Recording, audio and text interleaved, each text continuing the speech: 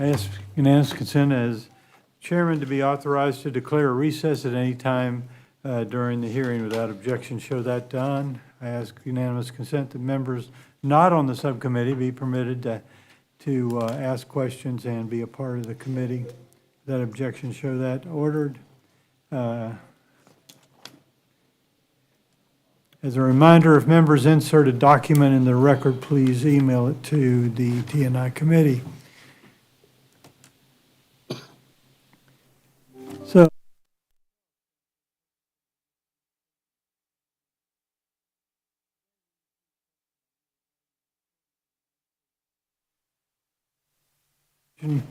challenges in the United States Coast Guard. We look forward to hearing from our witnesses on the what is driving the manpower shortage in the United States Coast Guard and the United States Merchant Marine,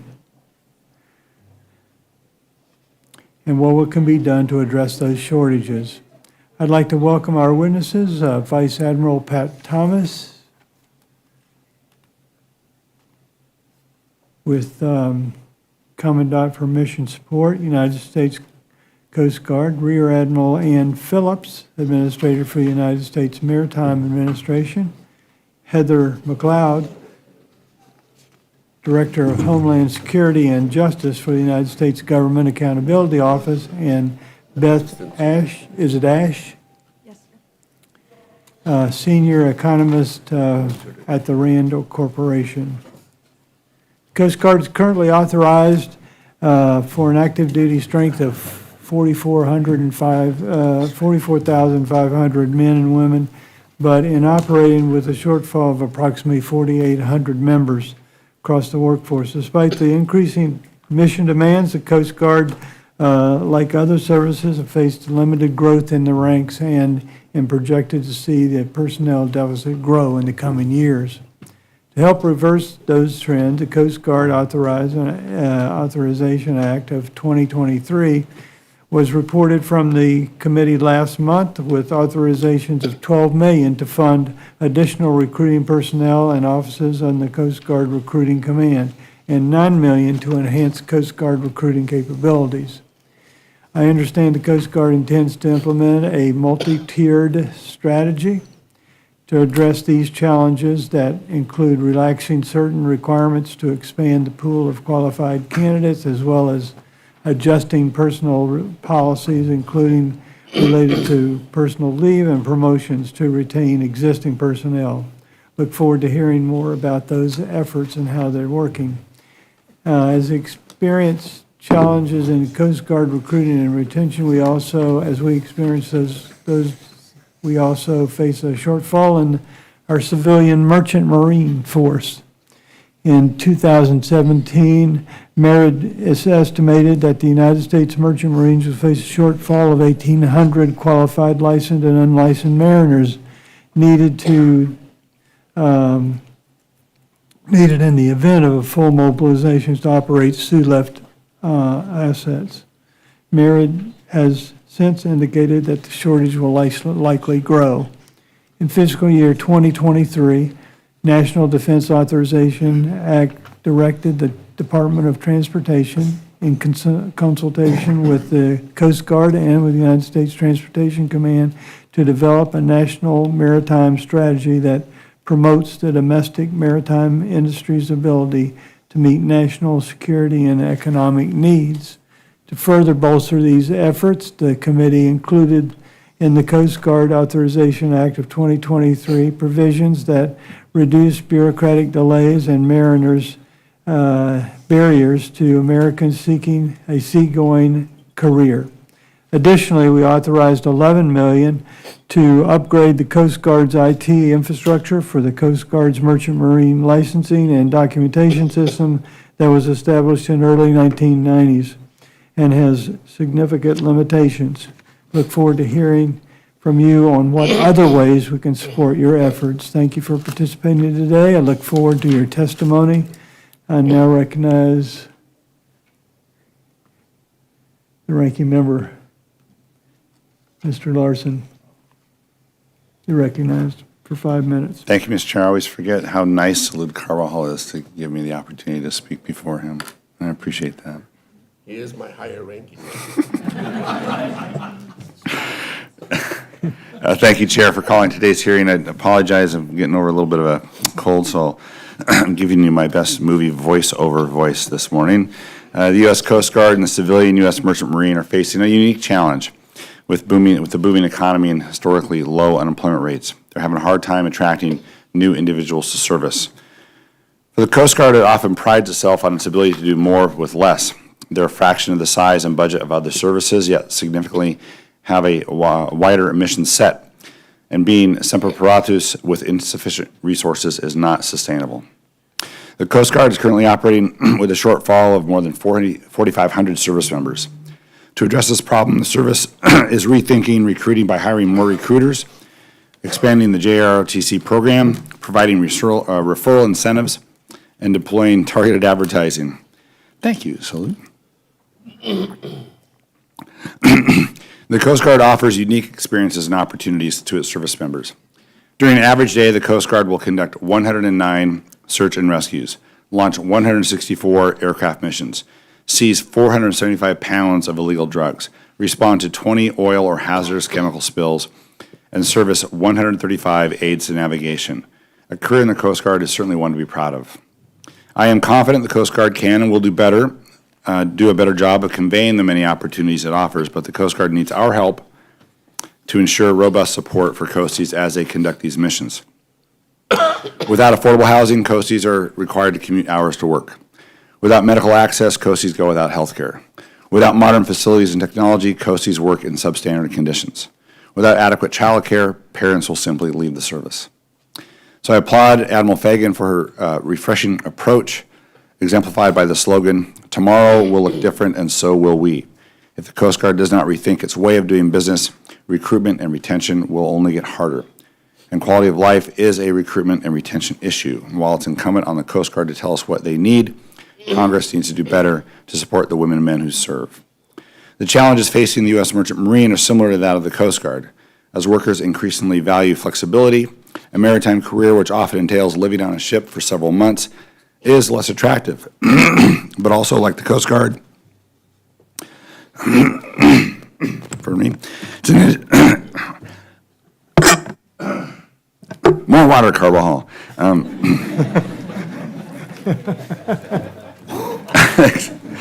But also, like the Coast Guard, it's an industry that offers the opportunity to contribute to society in a valuable way. U.S. merchant mariners deliver the majority of defense materials overseas, ensure the delivery of U.S. food aid, and protect our domestic economic security. And further, a career at sea allows women and men to see the world. To attract more mariners to the industry, Congress and the administration must ensure stable employment opportunities.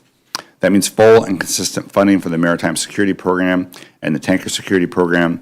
That means ensuring full compliance with cargo preference laws. That means sending a strong message that the Jones Act will not be eroded or repealed. In the recently reported Coast Guard Authorization Act, I am very pleased that this committee included several provisions aimed at increasing the pool of merchant mariners. One of those provisions would better align licensing requirements with international standards to remove a burden upon the mariner while maintaining safety. Another would fix an anomaly in the law to allow people from American Samoa to enter the industry.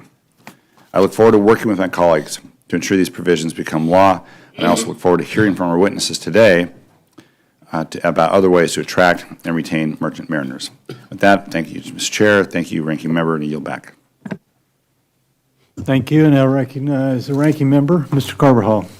Thank you, Mr. Chairman, for calling this important hearing to review recruiting issues in both the Coast Guard and the Merchant Marines. The Coast Guard is facing a recruiting deficit of over 4,800 active duty personnel. Every sector of the economy is facing recruiting challenges, and the military is no different. As views towards work have changed over the past years, many industries are facing labor shortages as workers are looking for a job that not only values them as an employee, but offers an experience that provides value in return.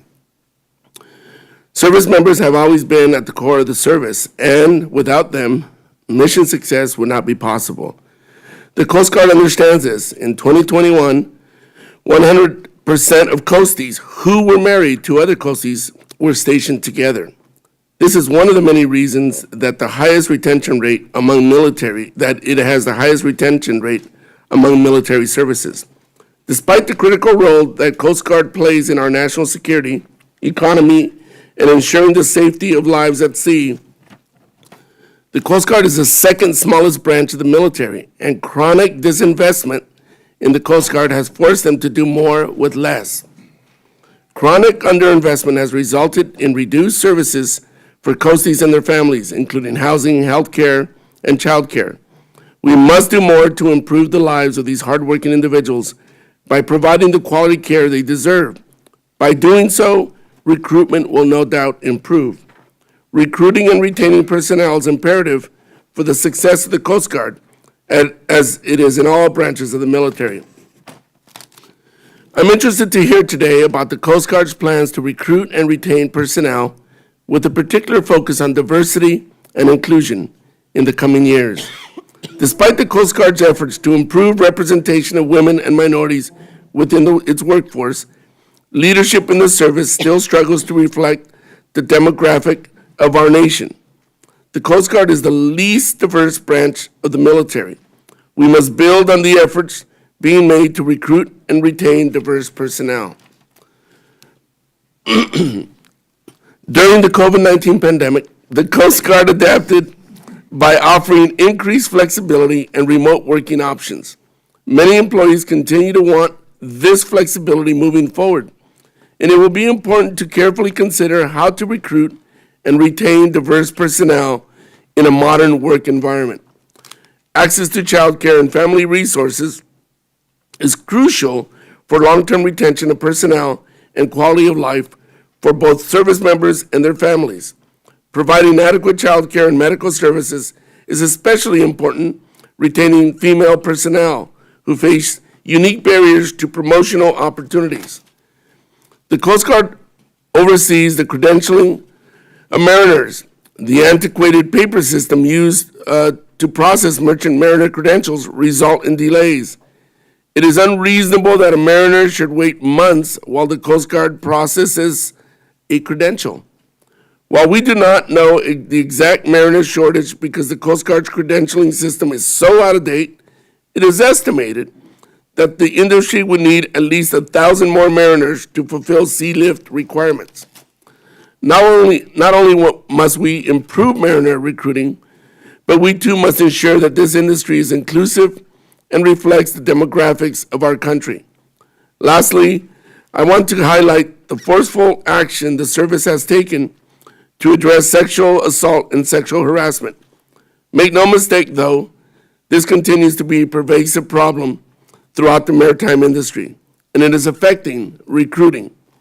We must hold the Coast Guard accountable to ensure accusations are followed by investigations and, in cases where appropriate, convictions. If industry is not perceived as safe, then how can we expect prospective mariners to want to join? We want to do better recruiting a diverse workforce for both the Coast Guard and the Merchant Marine, and Congress plays an important role in that. I look forward to hearing from our panel today on how we can work together to solve these challenges. And before I close, I'd like to take a moment to recognize the work of one Coastie in particular. Sherry Ann Thompson has been a Coast Guard Fellow for the committee for the past 2 years and completes her service on Friday. Her contributions to 2 Coast Guard bills have resulted in better policy for the service and maritime industry. Thank you, Sherry Ann, and best of luck in Miami.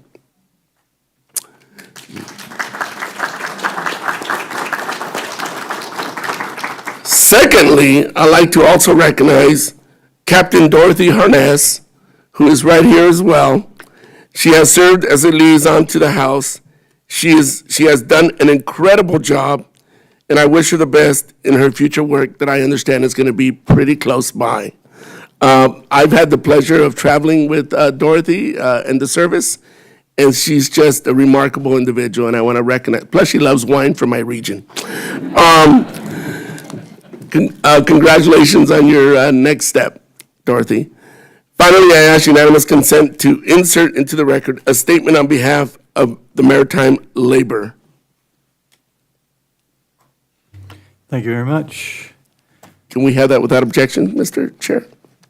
Oh, yeah, maybe. I'm just checking, just check. Without objection.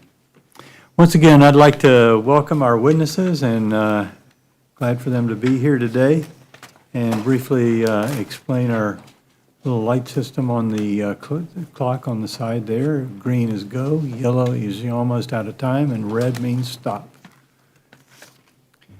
I'd like unanimous consent that the witness' full statements be included in the record. Without objection, show that ordered. As your testimony has been made part of the record, the committee asks that you limit your remarks to 5 minutes. With that, Vice Admiral Thomas, you're recognized for 5 minutes. Well, thank you. Good morning, Chairman Webster, Ranking Member Carvajal, Congressman Larson, and distinguished members of the committee. I truly do appreciate the opportunity to testify today on this very important topic. And Congressman Carvajal, thank you for recognizing our outstanding Coast Guard folks, because these two are just representative of our entire service. As you all know, the U.S. Coast Guard is the world's premier multi-mission maritime service, and we're responsible for safety, security, and stewardship in the maritime domain. Our 57,000 active duty reserve and civilian personnel, supported by 21,000 auxiliary volunteers, conduct vital homeland security and safety and defense missions around the globe every hour of every day. A Coast Guard that is always ready to take on current challenges of the nation must attract, recruit, and retain talented people, the very best our nation has to offer. Recruiting difficulties for all the services began prior to COVID-19 pandemic and then worsened, resulting in a recruiting environment today that is significantly more complicated and challenging than it ever has been. For the past 4 years, the Coast Guard has not met its recruiting goal, and this year will be no different.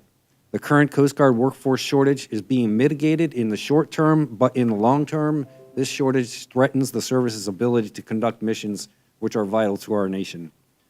The Coast Guard is bolstering recruiting efforts to generate more leads, improve the recruiting process, increase recruiting capacity and performance. We're updating materials and marketing efforts to ensure the service's brand resonates with young people. We have 6 active Junior Reserve Officer Training Corps, JROTC programs, and we'll have 4 more online by the start of the 2023 academic year. We're opening new recruiting offices, deploying individual recruiters to key locations, modernizing the recruiting process, adopting new technology and solutions, and recruiting in ways and in places we never have before. We're also focused on removing or reducing barriers to service by aligning our medical standards with those of the Department of Defense, increasing age limits, reducing family size limitations, opening paths for single parents, providing English as a second language and personal resilience training, and providing an easier pathway to service and to citizenship for legal permanent residents. While recruiting our workforce is critically important, returning our workforce is equally so, and it requires at least as much effort and investment. Under the direction of our Commandant, the Coast Guard is taking action to ensure workforce policies, processes, infrastructure provide better flexibility, transparency, and predictability and support to our members and their families. We must make it easier to serve and to continue to serve for a full career. And as you've already noted, providing support to our workforce and their families in the form of pay and benefits, housing, health care, and child services is essential to retaining talent. And we are grateful to the Congress and to this committee in particular for your support in this regard. But we will need more support. Housing, health care, child care are challenges around the nation and for all the services. But they are particularly challenging for our Coast Guard members because we are not a garrisoned force. We live in the communities we serve, and that is often in remote coastal areas with few support services and disproportionately high cost of living. Like the Coast Guard, the U.S. maritime industry faces an ongoing workforce shortage. Our merchant marine and credentialed mariners are vital to America's economic prosperity and national security, so the Coast Guard is focused on doing what we can do to help mitigate that shortage. We have taken steps to modernize our credentialing process to eliminate duplication of effort and improve flexibility. We have also improved the ability of members of the armed forces to seek and obtain a credential through the Military to Maritime Mariner Program. And as a result of those efforts, the number of credentialed applicants with military service has doubled since 2016. We know that in order to recruit and retain the professional mariner workforce this nation needs, their work environment must be free from fear and harassment, and the Coast Guard is dedicated to doing our part. With the help of Congress, we continue to overhaul the reporting and review process for incidents of sexual misconduct and harassment in the merchant fleet by removing barriers to reporting, utilizing trained criminal investigators to respond to reports, and enhancing background screening, and ensuring accountability through our service's suspension and revocation authorities. Chairman Webster, Ranking Member Carbajal, distinguished committee members, it's truly a privilege to appear before you today. I thank you for this opportunity, and I look forward to our discussion. Thank you so much. Next, we have Rear Admiral Phillips. You're recognized for 5 minutes. Good morning, Chairman Webster, Ranking Member Carbajal, members of the subcommittee. Thank you for your support for the Maritime Administration, and thank you for the opportunity to testify today regarding mariner requirements to support our nation's sea lift capability. In so many ways, the U.S. Merchant Marine is critical to our nation's economy and our military. Our ability to project power around the globe requires our commercial vessel operators, as well as MARAD's Ready Reserve Force and the Military Sea Lift Command. All of these vessels draw from the same pool of merchant mariners with unlimited tonnage credentials. Ensuring that we have a robust pool of mariners with the appropriate credentials is a critical priority for MARAD. A study prepared by the Maritime Workforce Working Group and released by MARAD in 2017 found the U.S. was short about 1,800 mariners with unlimited tonnage credentials to sustain a full activation to meet sea lift needs in an uncontested environment. During the 6 years since the 2017 study was released, globally standardized credentialing requirements have had an impact on the U.S. Merchant Marine, and of course, the maritime industry has also been profoundly affected by the COVID pandemic.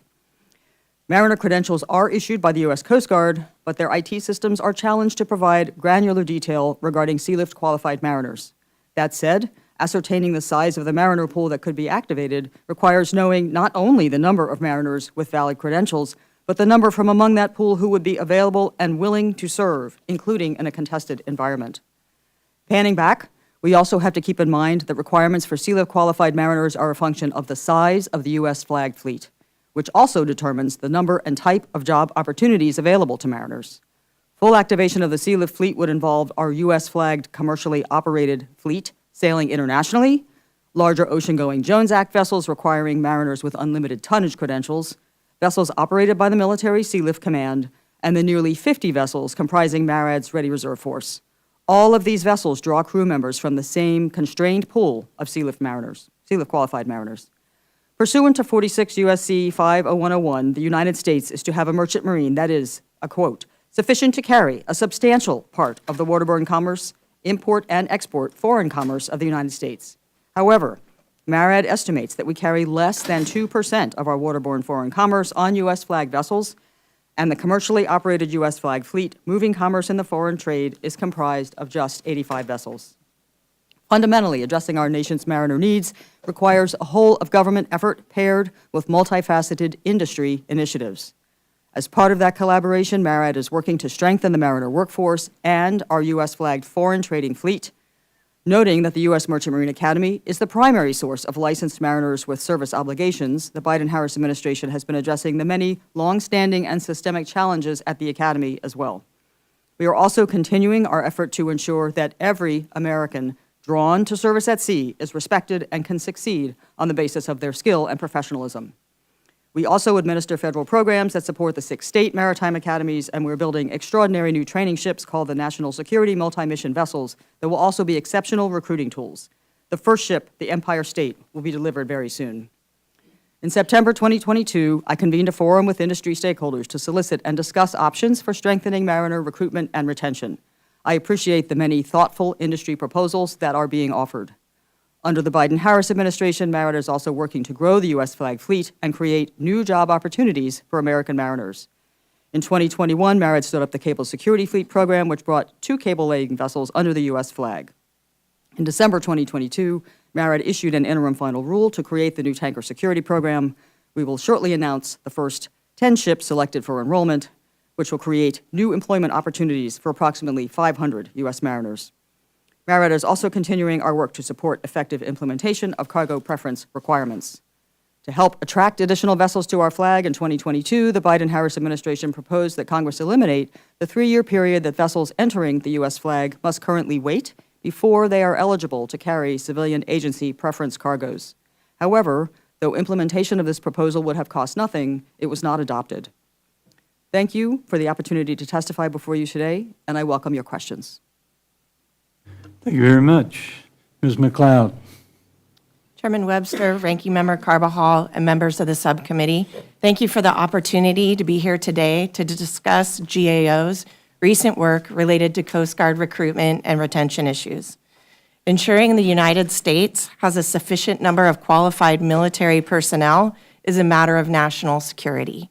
The ability to recruit and retain active duty, reserve, and civilian personnel is critical to maintaining unit readiness and morale, ensuring sufficient levels of experienced leaders, and avoiding unnecessary costs. But the services face recruiting and retention challenges. This includes the Coast Guard, which has missed its recruiting targets for the past 4 years and estimates it is short 4,800 members. Our work has highlighted some challenges that the Coast Guard faces in recruiting and retaining certain segments of the workforce. 2 areas we have recently reported on include cyberspace personnel and marine inspectors. Like other federal agencies, the Coast Guard is increasingly dependent on its cyberspace workforce to maintain and protect its information systems and data from threats. We reported in September 2022 that the service faced persistent challenges filling its cyberspace positions that it considers as critical. According to the Coast Guard, the service has had difficulty filling and retaining personnel for these jobs, as many were leaving for higher-paying positions in the private sector. Our review resulted in 5 recommendations. Among these recommendations is that the Coast Guard establish a strategic workforce plan for its cyberspace workforce and set and quantify retention goals and objectives. The Coast Guard agreed with our recommendations and has taken some steps towards addressing them. However, until the Coast Guard implements its workforce plan, it will likely miss opportunities to recruit for difficult-to-fill cyberspace positions.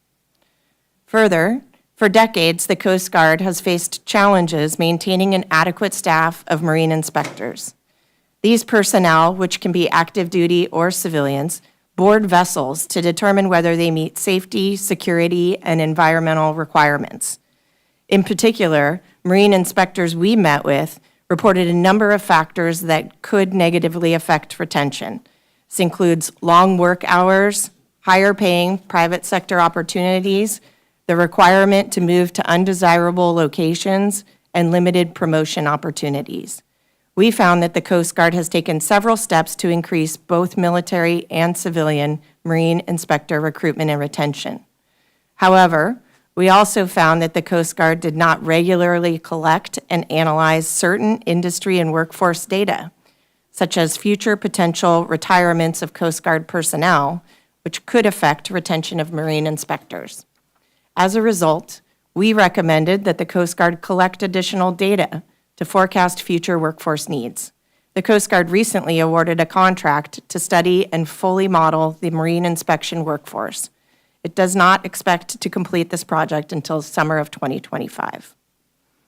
In addition, we've highlighted challenges related to service members' quality of life, such as access to health care, childcare, educational opportunities, and housing, all of which may affect the Coast Guard's ability to retain personnel. Finally, we found that the Coast Guard has not fully assessed its workforce needs, which could help inform its recruiting goals. Specifically, as of March 2023, Coast Guard reported that it has assessed its workforce needs for just 15% of units. One of our outstanding recommendations from this work is for the Coast Guard to update its workforce planning document with timeframes and milestones for completion. In closing, ensuring the U.S. has a sufficient number of qualified military personnel is a matter of national security. Taking additional steps to implement GAO's recommendations will further help the Coast Guard address recruitment and retention issues as the service continues to monitor new challenges.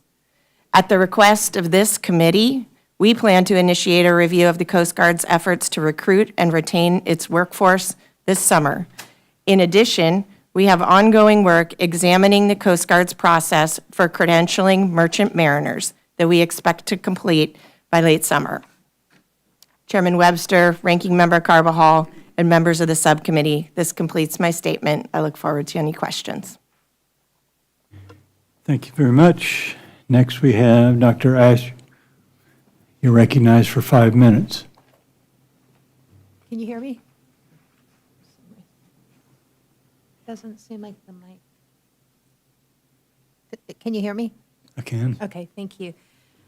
Chairman Webster, Ranking Member Carbajal, and distinguished members of the subcommittee, I'd like to thank you for this opportunity to testify today. Each year, the armed services set accession missions, which are their goals for how many people they want to recruit that year. The services rarely miss their accession missions, but in fiscal year 2022, the Coast Guard missed its accession mission by over 25%. The other services struggled as well. The Army not only missed its accession mission, it did so by a historic amount. Unfortunately, 3 of the 4 services, as now I hear a 4th service, are on track to fail to meet their accession missions for 2023. My comments summarize some of the key insights from a large body of research that's been conducted on military recruiting on why this crisis might be occurring, and more importantly, what might be done to address it. Most of what's known about military recruiting is based on research for the other services, most notably the Army, where, owing to its large recruiting requirement, problems usually show up first when they arise.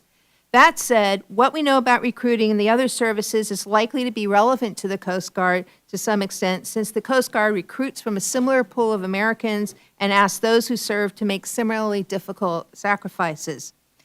The body of research covers decades and covers a wide array of topics. These include eligibility for enlistment and the role of waivers, factors affecting young people's decisions to enlist, recruiting resource management, including enlistment bonuses, recruiters, advertising, and educational benefits, and the role of competing opportunities, including those in the civilian economy, as well as in 2-year and 4-year college.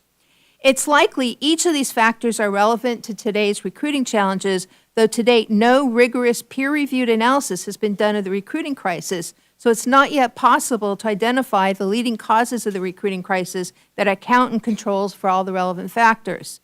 Research does provide considerable insight into what the services should be doing in the short and long term to address the crisis. In the short run, the services should be focusing on policies that research shows work. First, they should meet congressional end strength requirements by increasing retention.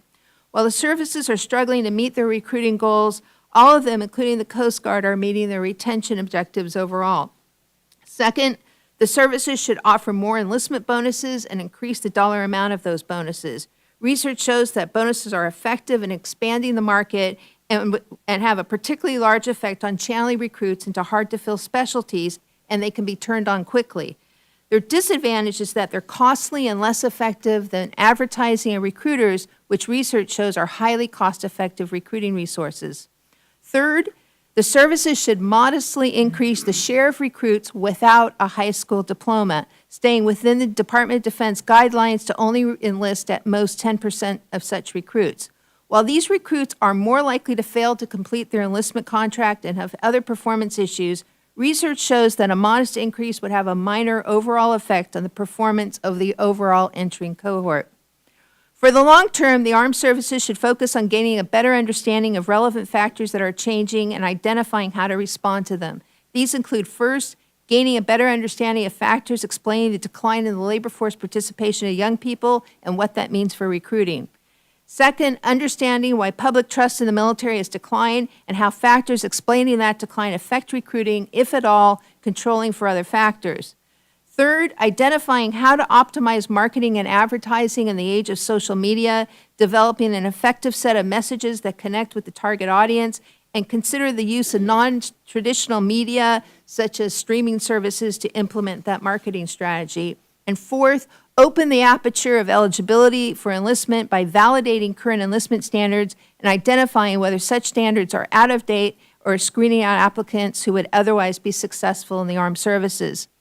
In addition, the services should aggressively experiment with promising new ideas for improving their recruiting efforts, but be equally aggressive at dropping those that fail to live up to their promise. As more data becomes available, the services should be doing rigorous analysis to identify the underlying causes of the crisis, policy effects, and where to target their future recruiting efforts. I thank the subcommittee for the opportunity to testify, and I look forward to your questions. Thank you all for your testimony, and we'll turn now to the questions for the panel. I'll recognize myself for 5 minutes for the first set of questions. Vice Admiral Thomas, the Coast Guard Authorization Act of 2023 reported by the committee last month includes $9 million for Coast Guard to streamline the application process. How does the system compare with the systems used by other armed services, and does the current system negatively impact recruiting efforts? Thank you for the question, Chairman. I'm not exactly sure which system you're referring to in that question. You're talking about the system that we use to bring recruits into the service? Yes. Yeah, so we are modernizing that system. We're about to launch in June an application that is called Gangway that will allow our recruiters to do a better job of maintaining contact with potential recruits in a manner now that's all on paper. This new technology will allow them to automatically send texts to our potential recruits and keep in contact with them, and then also not require recruits to come into an office, but we can bring the office to them, including all the recruitment paperwork that can be signed digitally. This is what the other services are doing. In fact, we are borrowing a capability that the Army developed in order to bring the modern tools to our recruiters. So is the money we authorized increasing your recruiting numbers? Well, certainly, we've gotten money in FY23 and 24 that we've been using for a number of purposes, increased recruiting, but also increased retention. So we've added recruiters to our fleet. We've opened new recruiting offices. We've opened one new one. We have another 6 or so in the queue to open up. We have increased bonuses. We've increased, the number of people that we have doing cold calling. So yes, the money has definitely been helpful. And we have seen an increase in the numbers in terms of people getting to boot camp. So what progress have you made using the junior ROTC, and how has that kind of worked out? Well, thank you for that question, because as I mentioned, we have 6 active JRTC units currently that covers 2 of our Coast Guard districts. We have a requirement to have 1 in each district by the end of 2025. We're on track to meet that requirement. We should have, as I mentioned, 4 more JRTC units stood up by the beginning of the next academic year. Right now we have 2 former JRTC cadets at our Coast Guard Academy. We have 1 at one of our prep schools, so they will be at the Coast Guard Academy. And JRTC is a great way for us to get people into the Coast Guard, but it's also a great way for us to contribute to those communities. So we're excited about it and moving forward. Rear Admiral Phillips, Coast Guard Authorization Act of 2023, as reported by this committee, authorized $11 million for the Coast Guard to modernize its outdated merchant marine leasing and documentation system. As Merit relies on the Coast Guard system to determine the number of available mariners for the surge sea lift operations, can you explain what capabilities Merit needs from the system to make these determinations? Mr. Chairman, thank you for that question. As you highlighted in the FY 2023 NDAA, we are tasked to work with Transcom to provide a requirements document to the Coast Guard in support of our needs, and we are doing that, and they will have that very shortly. They are certainly aware of it. Putting it succinctly, we need an understanding of how many mariners there are and what qualification levels they hold, their medical status, and as an aside, and something we will need to do ourselves, their willingness to sail in time of crisis. The current Coast Guard database is not queryable, and we are very optimistic working with the Coast Guard that the new database will permit us to query under such circumstances to have a better understanding of where we stand related to qualified mariners. Thank you very much. Ranking Member Larson, you're recognized. 5 minutes. Thank you, Mr. Chair. On that point, I have a question for Admiral Thomas. If Congress were to fund the $11 million for the on your unfunded priorities list to modernize the credentialing system, how would that affect processing time? How quickly could you modernize to a standard to do a more efficient job of approving credentials? Thank you for the question, Congressman. And although that is not currently in my portfolio, I've worked in that area before, so I am familiar. I mean, we have a system now that was built in the 90s, and it was... In the 1990s? Yes, sir, right. Okay, thanks. $11 million that's on the UPOL is a down payment to the system that we actually need to build. And we are prepared to move out. We have a requirements working group that's working with MARAD and MSC. It will absolutely improve our processing time, but it will also absolutely improve the depth of knowledge about that particular workforce. So right now, I could not, for example, tell you how many mariners are operating on a medical waiver associated with pacemakers. Can't do that. But when we build a new modern system, we'll be able to answer a lot of those types of questions. If 11 million is the start, what's the end? Well, you know, that's difficult to know right now until we have finalized the requirements, but it's somewhere between 11 and $16 million, we think that, and we're working with, you know, our FACAs, MERPAC, et cetera, to really refine what those requirements are. Yeah. Does 11 million, you say get you started, does it get us a result on moving quicker on credentialing? Or do we have to wait for the whole thing to get done? Oh, no, sir, that absolutely is scalable, and with $11 million, we'll be able to move out. Yeah. For Ms. McLeod from GAO, can you talk a little bit more about, the Coast Guard might be able to answer this too, but enlisted versus officers, and are there differences in ability to recruit depending on an enlisted person versus an officer?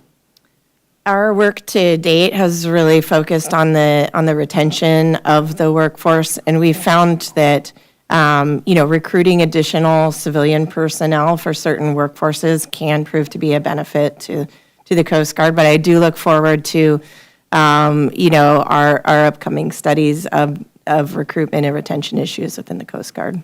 On the cyber workforce, I know that the National Guard provides support as well as frontline cyber support in the military. Is there something similar that can apply to the Coast Guard? Yeah, I mean, the Coast Guard is in line with what we've observed with other federal agencies in terms of bringing its workforce up to speed and up to date and filling those necessary positions with personnel. The federal government as a whole is a bit behind in this area, and the Coast Guard is one of those agencies as well. Yeah. Admiral Thomas, could you address that? Yeah, Congressman, absolutely. So first, with regard to officer recruiting, we have a deficit in our officer corps, but it's not because of a recruiting problem. It's because of capacity at our session points. We have no problem getting people to want to come into the Coast Guard to be an officer, but we're at max capacity. With regard to our cyber workforce, so we just recently stood up the first what we call a functional flotilla in our Coast Guard Auxiliary that are doing cyber work for us. These are cyber professionals in their real life, and they volunteer for the Coast Guard. And we also have a reserve contingent in our cyber workforce. We are challenged, like everyone, to retain highly trained cyber professionals, but that's where we focus our bonuses and education that comes with obligations, and so we're trying to manage it that way. Yeah. Administrator Phillips, you mentioned in your testimony that calls for a legislative change that relates to the requirement that vessels be flagged in the U.S. for 3 years before carrying food aid cargoes. How would that change benefit the fleet and increase opportunities for merchant mariners? Congressman, thank you for that question, sir. It would give us more access to more vessels, and we believe there are cargoes that they could carry, particularly in the civilian agency side, as you mentioned, USAID, USDA. We believe there is some capacity there, and so flagging in additional vessels that could work with those agencies to carry that capacity will bring more mariners into the fleet, and as you are aware, more ships generates more mariners because of the need. Thanks. Thank you, Mr. Chair. Yield back. I'm advised we have a couple of Coast Guard Academy cadets here, and I'd like to identify yourself. Ezra Tertrault? Yes, Chairman, right here. Thank you. Thanks for coming. Okay, somebody grab him. And then we have We got them, sir. There's John Regal. Thanks for coming today. Good to see you.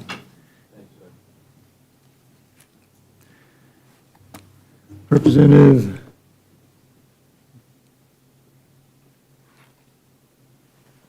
Babin. Yep. Representative Babin, you're recognized for 5 minutes. All right, thank you, Mr. Chairman, appreciate it. Thank you all witnesses, appreciate you being here as well. The U.S. Coast Guard and American merchant mariners both are vital to keeping our ships moving and our waterways safe. However, as your testimony states, recruiting is way down, and we members of the subcommittee are, deeply concerned with that. And so my first set of questions, Admiral Phillips, thank you for being here as well. I'm hoping to get some clarification from you on an employee of the U.S. Merchant Marine Academy, which I know you have jurisdiction over. Mr. Anton Tripolsky's, the Merchant Marine Academy Sexual Assault Prevention and Response Director, has been outspoken, very outspoken, about race and gender in the United States. He has made it clear that he believes that white males, the same white males that make up the majority of the U.S. Merchant Marine, are to blame for sexual violence in the United States. In fact, Mr. Tripolsky, who is white and male, has made these kinds of comments repeatedly. He's been very vocal on Twitter, and as we all know, once you tweet something on Twitter, it's there forever. And so that means that the Merchant Marine Academy should have been very aware of his comments on Twitter before they hired him. And if they did, in fact, see his comments and then decide to hire him, these comments must not be of concern to those who are in charge of hiring the Academy's faculty and staff. So I'm asking you, do you believe that misogyny and racism grow from the same white male root, quote unquote, as Mr. Tripolsky stated? Congressman, thank you for that question. And of course, we are in receipt of your letter on this topic. Yes, ma'am. And we have seen the tweet in that letter that is referred to that is several years old. Irrespective of what this employee of the Academy may have done in the past, my focus and that of Vice Admiral Noonan, who is the superintendent, are looking towards the future.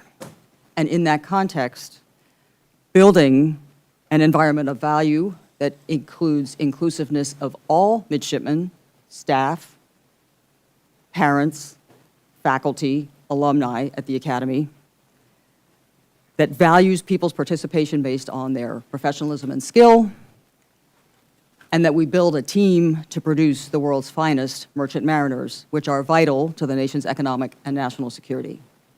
So we are looking to the future here.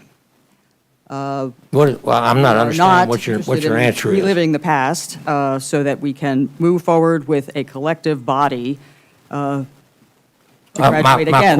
My question, Admiral, is do you believe that misogyny and racism grow from the same white male root as this gentleman who is employed as someone in control of the way things are being done there at the Merchant Marine Academy? Do you believe that what he said is true? Yes or no? Well, sir, his statements were made a number of years ago, and I have no indication that they apply to his current position. And again, I have spoken with Vice Admiral Noonan. We are moving forward with a future, a collective future for the Academy that values everyone, including white men, for their professionalism and skill, and ensures that we have a team to move forward in the context of building Well, Mariner's strongest. I understand what you're saying, and you're kind of dodging. The U.S. Merchant Marine Academy needs experienced leaders training our merchant mariners, not some social justice warrior who's laser-focused on DEI ideology, expanding abortion, or accusing individuals of inherent racism based purely on their skin color, which is illegal, by the way, since 1965. So while military branches face a worsening recruiting crisis, once pristine service academies seem to be losing their sight of their mission. And so I would encourage you to consider this in your responsibilities over the Merchant Marine Academy. I find your answer insufficient, and really am concerned when I see a shortfall of recruitment going on really throughout the services, but especially here at the Merchant Marine Academy. That's very concerning to me to see someone in charge of what Mr. Topolsky's position is and saying things as he says. Racism, that's all I can say. I hope you will consider that. Thank you. I yield back.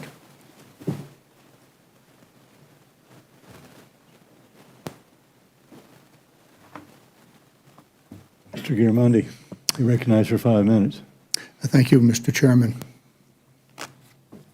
I'm hesitant to jump into the fray of the previous question, but I will simply say that there is ample evidence that there is a systemic problem existing in the maritime industry. It finds its way into the Merchant Mariner Academy. There are numerous reports of sexual assault, misogyny, and other activities going on, not only at this academy, but all of our academies, and it has to be dealt with. Admiral Phillips, I know you're aggressively doing that, and I encourage you to continue to go at it. Whatever the root cause might be, it has to be dealt with. Now, I won't comment on yesterday's court decision in New York with regard to a similar issue, but I will say that this must be dealt with. Admiral Phillips, Admiral Thomas, I encourage you to do everything in your power to deal with these problems. Specifically more than 50% of the American population is female. If we're going to recruit and fill the ranks, we're going to have to reach out to the women, young and not so young. And if this problem is not dealt with, we will not be able to successfully recruit 50% of the American population, whatever the root cause might be. It has to be dealt with. Now let me go to another matter here. In the years I've been on this subcommittee, including the years that I was not on it, with regard to the merchant mariner system and the merchant marine, I keep hearing it's all about cargo. If you don't have the cargo, you don't have the ships, and you don't have the personnel for the ships. In 2012, in its lack of wisdom, the Congress reduced the compelled cargo from 75% to 50%. As long as that remains in effect, we will not have the opportunity for cargo for American ships. And I draw this to the attention of this committee that has this specific opportunity and responsibility to address this issue. Unfortunately, there are other committees involved. But beyond that, I want to address the issue of the availability or the non-availability of American ships. Right now, the responsibility to determine the availability or non-availability is basically to the American entity that is, a government entity that is doing the shipments. For example, the military. The military can on its own decide that there is not an available ship. Similarly, USDA and USAID. So, my question to you, Admiral Phillips, is why don't you take the responsibility?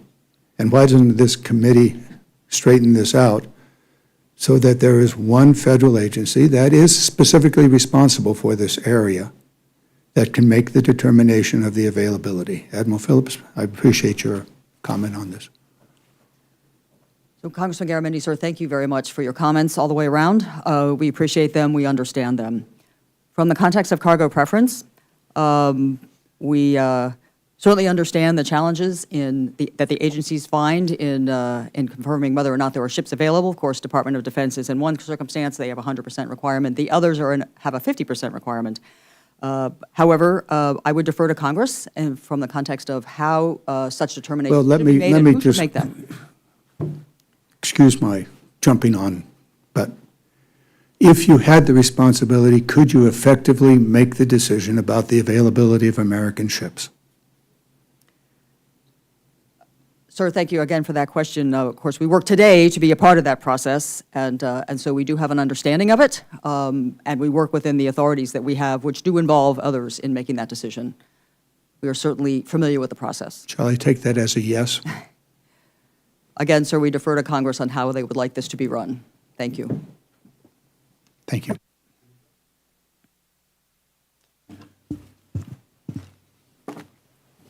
Okay, Mr. Bean, you recognize for 5 minutes. Thank you very much, Mr. Chair, and good morning, T&I Subcommittee. It's good to see you here. I got the privilege of visiting Coast Guard Mayport and spent the morning there and have fully recognized the mission of the Coast Guard, and it was very eye-opening, and just appreciate everybody, the hospitality that they showed. If you're in the audience and you are in the Coast Guard, you are planning to be in the Coast Guard, or have served in the Coast Guard, will you stand and let us recognize you? There's a whole lot of Coasties here. Go ahead, stand up. Very good. Thank you very much. I will I'm going to make a bold statement, and you would think this isn't going to be a big deal, but it is something that I believe both sides agree on. How about that? Both sides agree that we want a very strong Coast Guard. A strong Coast Guard is a strong America. So I think we're on board that we want to make sure that we hit our goals and hit all the retention mission of keeping qualified people who have already trained and we've already invested in them, the skills and leadership to make sure that our Coast Guard is strong. Which leads into my question is, how many folks did we kick out because they refused the mRNA shot? Well, Congressman, first of all, thanks for visiting our team there in Jacksonville. As a former Sector Jacksonville commander, I know that area well, and our folks really love to live and serve there, so thanks for that. With regard to separations due to failure to get a COVID vaccine, we separated a total of 247 individuals. Since the mandate has been lifted by Congress, we've been in touch with every single one of them and offered them a pathway back to the service. About 148 have indicated they want to come back. And in addition to that, we are reaching out to every person who left the service over the last 2 years, even if it was voluntary, because it may have been related to COVID, and we're offering them a pathway back. Unlike the other services, everyone who left the Coast Guard left with an honorable discharge and with a re-enlistment code that allows them to come back. So I appreciate the question, and we are really actively, we have stood up a special team called the Return to Service Team that's just focused on this. Is it all about money? Is money the name of the game? I'm not sure what you mean by that. Is money, how big a part of, is money a part of coming back? Was that part of coming back? What did you offer them to come back? Or tell us about, We'd offered them to come back, just like anyone who had served before and indicates they want to come back in the service. There's no money issues involved. gotcha, and it was like they'd never left, or that's what the invite was? Come on back, we'll put you back where you were, and, Absolutely, and back on advancement lists, promotion lists. Can't guarantee them the same assignment, but we're bringing them back at the same rank and rate. very good. No, thank you, thank you. And those numbers are a lot better than some of the other branches. I also serve on I think there's a handful of us serve on education and workforce. I chair the subcommittee on K through 12. We're kind of re-examining what the future of K through 12 should look like. We realize now that 2/3 of our students are not going to go to college. A third are, but the 2/3, we're really focusing on getting everybody to college when that in reality that's not realistic. We want to make sure that they have other options, including vocational programs or access to vocational schools. What do we need to do? And this is a toss-up for anybody. What should we do to make sure that high school students or even in the middle school to have a career track to go to the military and specifically the Coast Guard? Is there, anybody have a thought on what that would look like? Well, we certainly are very active, reaching out to high schools and also to trade schools. So we've begun to bring people into our service who have skills in what we call lateral entry. So we may have gone to a culinary school, we found someone who knows how to cook, we can bring them into our service as a second-class petty officer, teach them what they need to know about Coast Guard paperwork and Coast Guard history and leadership, but we're bringing them in that way so they don't necessarily have to start at the bottom and work their So way. we're already reaching out to high schools. That's part of the recruitment process. Very good. So with our last just few seconds, I'm going to give the Rear Admiral one more chance of a yes or no. We only have time for a yes or no questions. Do you want to, another bite of the apple, just a yes or no? Do you want to repudiate the racist comments of the guy that you hired? Yes or no? Sir, as I've stated before, we are focused on the future. Oh, my time has expired. I'm so sorry. I yield back.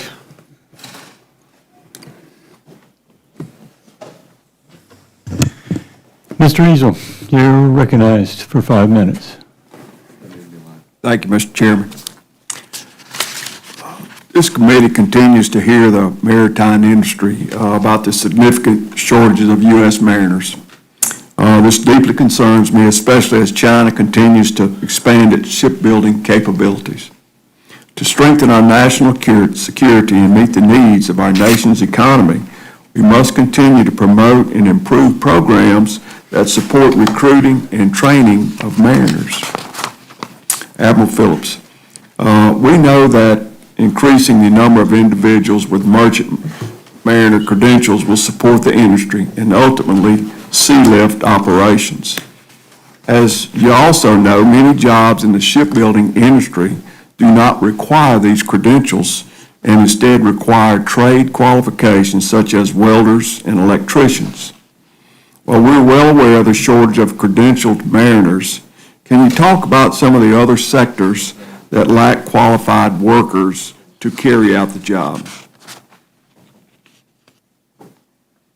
So Congressman, sir, thank you for that question. Of course, our focus at the maritime industry is on mariners who will sail, and to that end, on providing opportunities and to expand capacity there in particular. As you point out, and as several members have pointed out, there are opportunities here for young people to join the maritime industry, to come in as unlicensed mariners and work their way up. This provides them good-paying jobs that can serve them for the rest of their lives. From the context of working with other industries that support the maritime industry, particularly in ports and that kind of sector, we do oversee the Port Infrastructure Development Program, which, as you are aware, provides opportunities to strengthen capacity for ports, and in that context provides jobs to many of the skill sets that you talk about to support that work to improve capacity across our ports and waterways. Okay. Ms. McLeod, could you comment on that as well? Our work to date has focused on the credentialing process itself that we have underway, and as was noted earlier, This is a paper process. We have seen issues with the actual printers themselves that have caused some delays. So we do have a study underway looking at the process itself, the processing times, what those actually are. There can be a difference between the Mariner experience and what are the official times for processing, as well as the performance of the processing itself. So again, we have a study underway, and I expect that we'll be sharing the results of that study later this summer. Thank you. Admiral Phillips, what do you recommend that Congress should implement to boost employment? Thank you for that question, sir. I think any opportunity to expand our capacity across the maritime industry, of course, more broadly, but also to expand our capacity in shipyards and at ports is a way to drive a need, which will then drive capacity to bring more people into the industry. I should add that our small shipyard grant program also can provide funds for small shipyards to do apprenticeship training, and that is yet another way to bring in young people into the shipyard or ship repair industry and give them opportunities. And I would also add that the small shipyard grant program is vastly oversubscribed. It's a $20 million a year program, and we typically get about 80 million or so in applications for grants for that program alone. So there are certainly opportunities there to improve capacity. Admiral Thomas, could you add anything to that? Well, certainly, I mean, when you asked the question about where else are we seeing critical skill shortages, and certainly in shipyards as we're building our new cutters, labor is a challenge, and it is one of the reasons why shipbuilding projects run behind schedule and over budget. So we're focused on helping to build the military industrial base. That's a challenge for our nation, and we need to all stay focused on that. Okay. Thank you. Mr. Chairman, I yield back. Ms. Golden, you're recognized for 5 minutes. Thank you, Mr. Chair, and I appreciate all of our witnesses being here today. Hillary Skolton from Michigan's 3rd Congressional District, beautiful Coast Guard installation in Grand Haven and Muskegon. I really appreciate you taking the time to talk about these critical recruitment and retention issues, which is truly a national security issue. Currently, the Coast Guard is operating with nearly 5,000 fewer guardsmen and women than they need, and has consistently failed to meet recruiting goals. This is a serious problem. We know that the Coast Guard is critical to a number of key security priorities, including drug interdiction, maritime law enforcement, anti-terrorism responses, and icebreaking. We need to adopt some serious solutions. 2 concerns that have come up in my conversations with my local Coast Guard station in Grand Haven is pay stability and housing. Vice Admiral Thomas, 2/3 of military members report that security and stability of the job had a great influence on their decision to join the military, and 31% report that military pay had a great or very great influence on their decision to join the military. During the 2019 government shutdown, Coast Guard's men and women endured a 35-day lapse in pay because, as you are aware, they do not receive pay as other branches of the military do in the event of a government shutdown. My first question for you is, if hypothetically we were to experience another government shutdown, I don't know why anyone would think we would be flirting with that idea right now. Do you think our Coast Guard men and women, particularly some of the youngest recruits, are in a position to float that lapse in pay with their savings, pay for their own child care, or is there a risk that they might seek alternative employment where they would have stable pay? Well, first of all, thanks for the question, and I've been to Grand Haven twice in the last month recently, so our Coasties up there love the place, and obviously Grand Haven loves our Coast Guard, so we appreciate that. We do. Yeah, I was an operational commander when we had the pay lapse, and it absolutely impacted our readiness.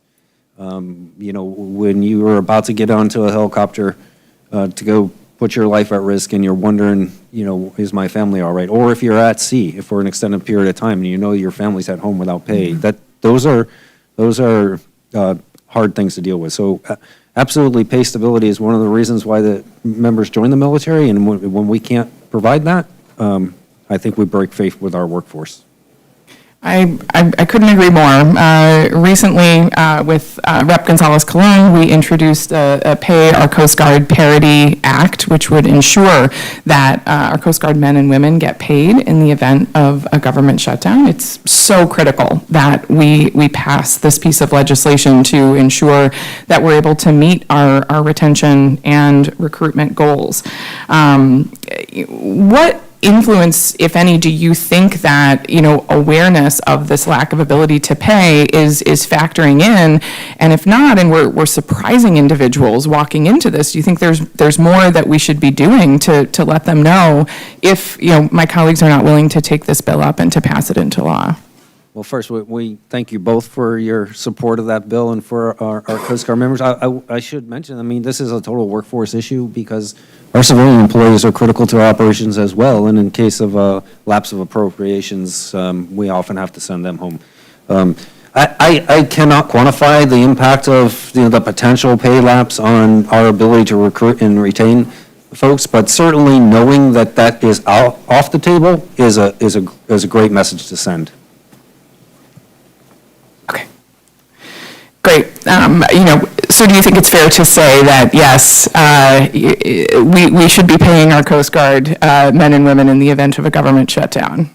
Well, as I said, we cannot afford to break faith with our workforce, and that certainly is one way to do that. Yeah.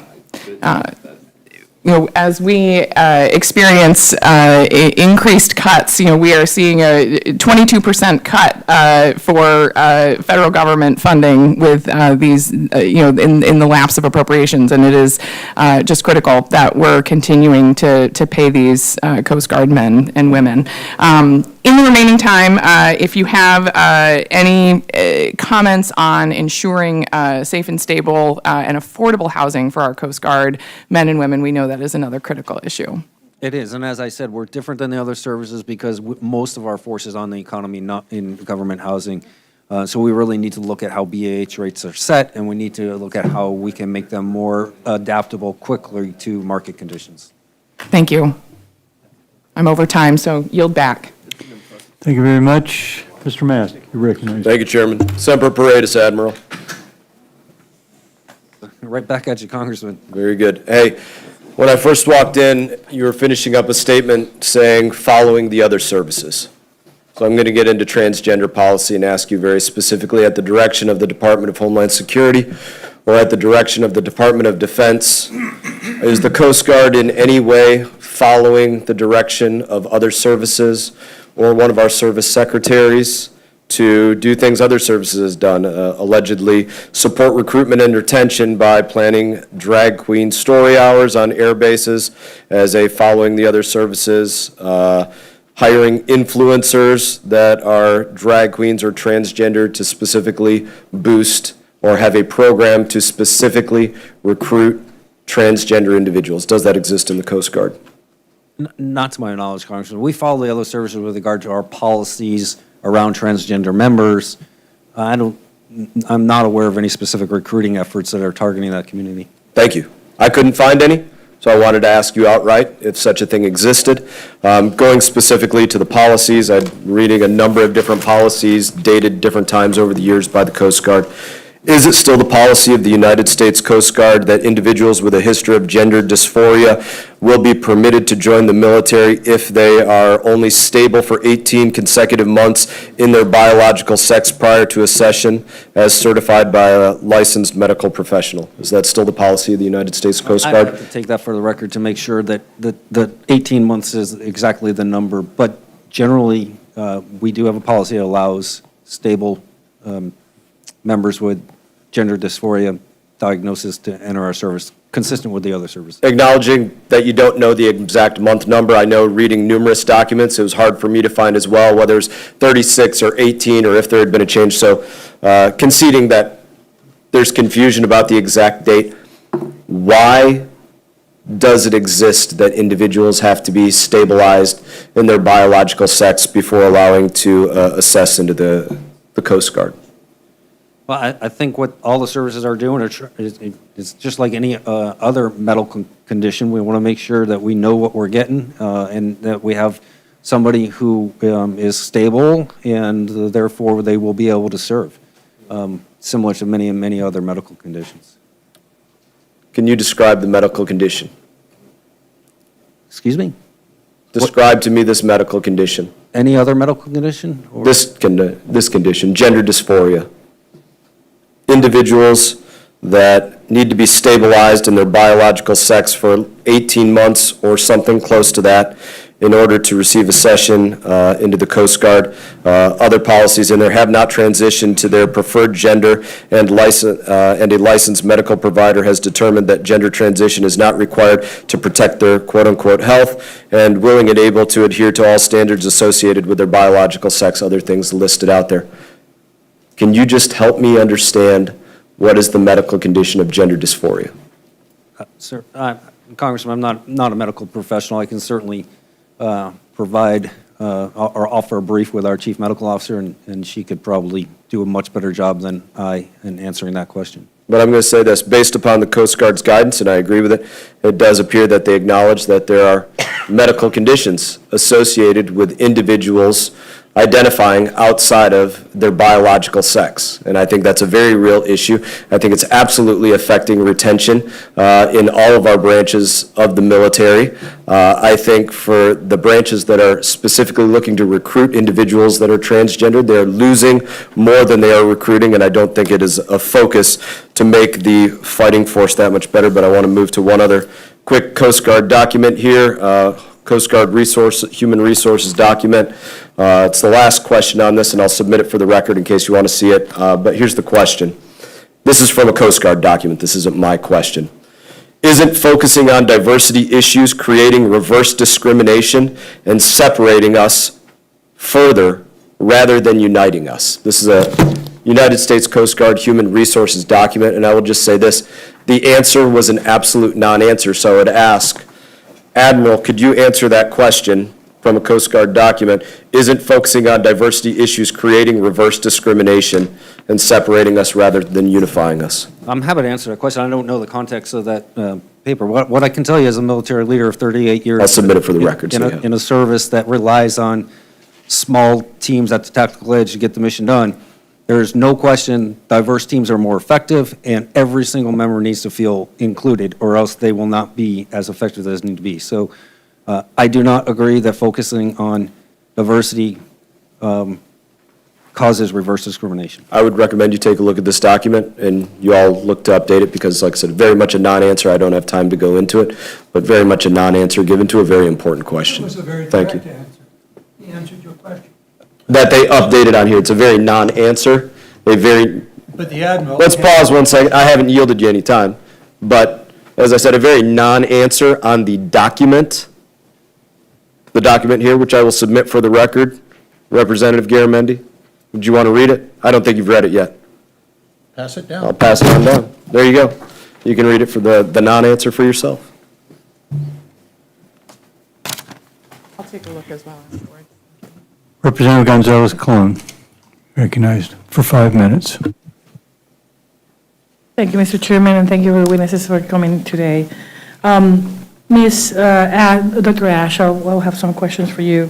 The Armed Services Vocational Aptitude Battery, ASVAB, is being used by every service, including the Coast Guard, to assess an individual's develop abilities and determine appropriate occupational matches in the military for enlisted personnel. For such a vital component of the selection and recruiting process, for me it's surprising that hasn't undergone any comprehensive evaluations in the 1990s. We were talking about 30 years having the same ASVAB. What recommendations do you have for updating the ASVAB, and how will this help with increasing accession to the service? Thank you for that question. So as you indicated, the AFQT, which is 4 of the ASVAB is like 13 tests. The AFQT is the part that is used to judge quality of recruits. The ASVAB scores are used for occupation, so just to make that distinction. So the AFQT score reflects their standing relative to the national population. It's based, currently normed, that relative population is based on a survey from 1997, and so it's quite old. We don't know how test scores for the target population has changed. What we do know is for school children, 4th and 8th graders from the... Do you recommend having any updating on that Yeah, so exam? we, Okay. it's... That was the question. I apologize. So, yeah, I'm sorry. So, yes, it should be updated. We don't know what updating will do because we don't know what has happened to test scores, but based on a younger population, we know test scores has declined. And so what that will mean, if it has declined relative to 97, young people would have higher score. Right now, they look like they have low scores, but all young people have low scores. If we renorm, we'd have more people who could qualify. Thank you, Doctor. There's also waiver policies created a perception that we are lowering our standards and ultimately creating a substandard military force. For instance, recently there has been a rise in waivers granted for marijuana use, misdemeanors, and certain medical conditions such as anxiety disorders, depression across the services due to their increased prevalence among today's youth. Based on your research, what impact do such waivers have on military performance and readiness? So we did an extensive analysis for the Army on waivers. Army, over the period we studied, was about 15% were getting waivers. What we found was that waivered recruits were not uniformly risky across all the performance dimensions we looked at. Among the ones where they might have had issues, they did have issues, it was related to what the waiver was. So if it was a waiver for drugs, if they separated, it was likely because of drugs. That said, what we also found was that it was possible to offset some of those performance risks by changing the characteristics. So, for example, if an individual had a higher likelihood of separating because of their waiver, bringing in a kid who was a high school diploma graduate or older, these are people who tend to have a lower probability of leaving, could offset it. Bottom line. Doctor, what's could the offset impact? What's the impact of those waivers in the performance? So the impact of the waivers was that it was not necessarily negative and often positive, and that even where it was negative, there were ways to offset that. In the readiness, same thing? Yeah, these were Okay. readiness, to the extent we can measure readiness. There's a whole list of articles attempting to explain the reduction in recruiting numbers in recent years experienced by all branches of the military. Young Americans born between 1997 and 2012, also known as Generation Z, for many reasons known and unknown, are simply not interested in serving on our military. Can you expound on Generation Z culture and discuss a few of the main factors contributing to this generation apprehension with joining the service, and where best would you recommend the Coast Guard target its resources to attract these young men and women to our organization? So my testimony dealt the second question, so let me speak to the first. The evidence on whether Gen Z or, what is fundamentally different than previous ones is still unclear in the academic literature. So let me just start with that. The point being that even other generations faced with the tight economy we're seeing might be having the same attitude. So it's not clear it's specific to this generation, part one. Part two is that when we look at why people don't join, the kind of things they say in surveys have to do with the risks, like women often mention sexual assault, other kind of PTSD, the military lifestyle, interfering with their plans, and just disliking the military lifestyle, but also the economy, having good external opportunities. Thank you. Mr. Chairman, I yield back.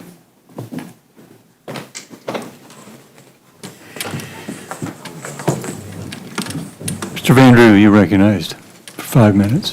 Thank you, Chairman, and welcome, everybody. It's always good to see the Coast Guard. Wonderful evening the other evening at the gala in Cape May. It's good to see you again, Admiral. Beside me in this crowded room, we're going to do it somehow, is a photo of a 240-foot-long cargo vessel. It collided with an offshore wind structure in Europe's North Sea. The ship's hull was shredded from top to bottom, and the ship was nearly sheared in half. I've spent my time on this particular committee highlighting the dangers of offshore wind to maritime navigation safety. That's why, and this is why I did so. This is just one example. Administrator Phillips, you once described safety as your, quote, North Star. Do you believe that a vessel colliding with an offshore wind structure is safe? I do not believe that, sir.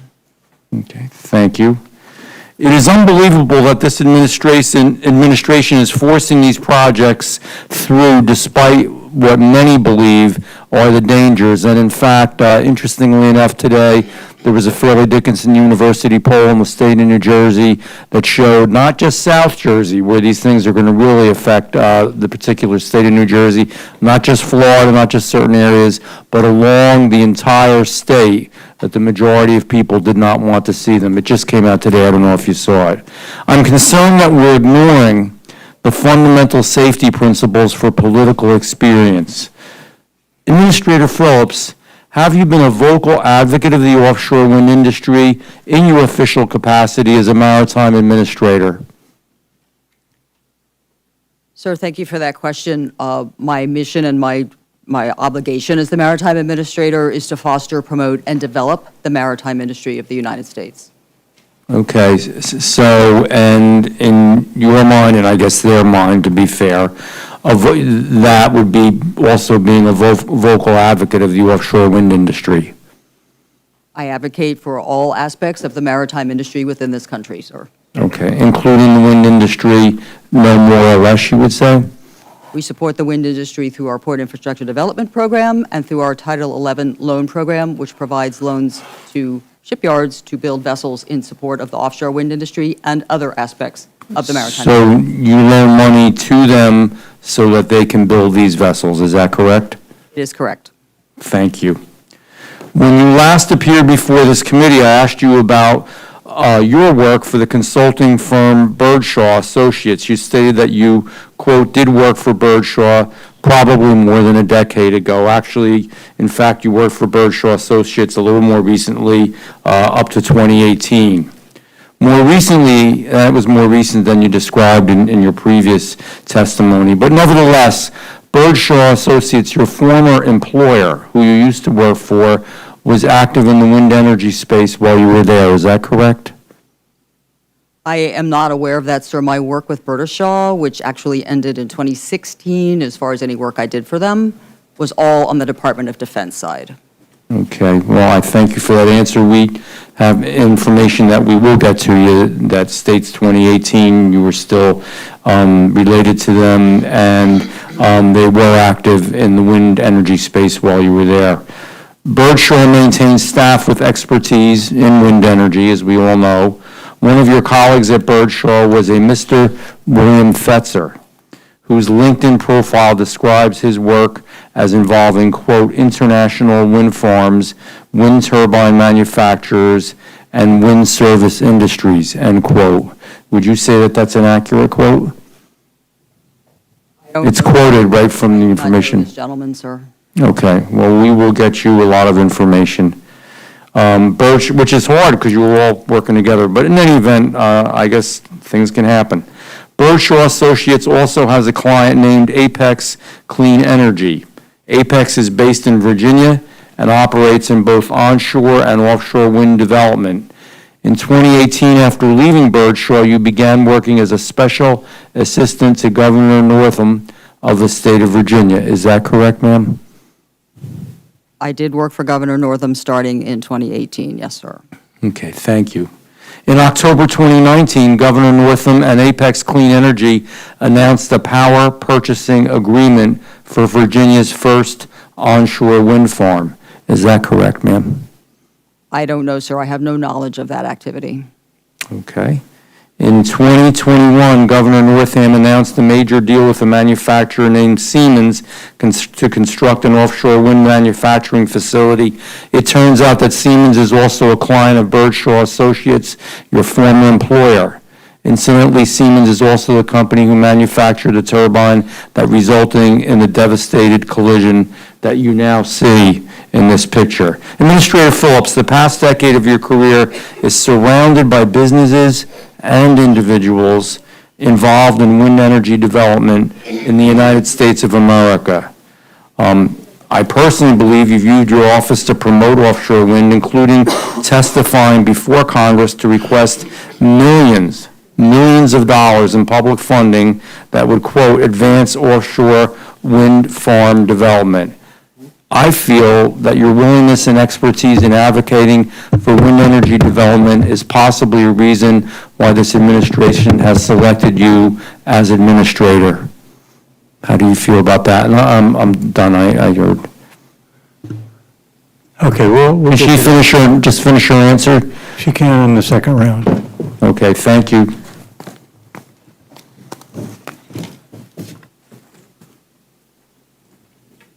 That's an ugly picture, you can take it down. More questions. I don't want him staring at that. Mr. Carball, recognized for 5 minutes. Thank you. I will try to do my best to be Perry Mason as well. Ms. McLeod and Admiral Thomas, can you please explain Coast Guard retention rates for women and minorities over time, and what is the Coast Guard doing to ensure that its leaders better reflect America? Yeah, no, I was just. Congressman, happy to answer that question because it obviously is important to us, and our commandant has made it very clear that we need to look different in the future. So we are focused on developing robust candidate pools that represent, the mix of our nation. With regard to retention, particularly retention of women in our service, has actually the gap between the retention of women and men in the service has tightened.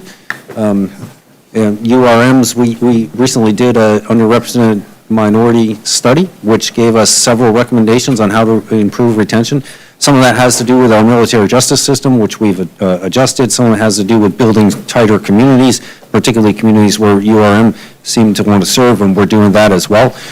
So there's a lot of activity in that space, particularly around retaining women and URM. Thank you. Ms. McLeod?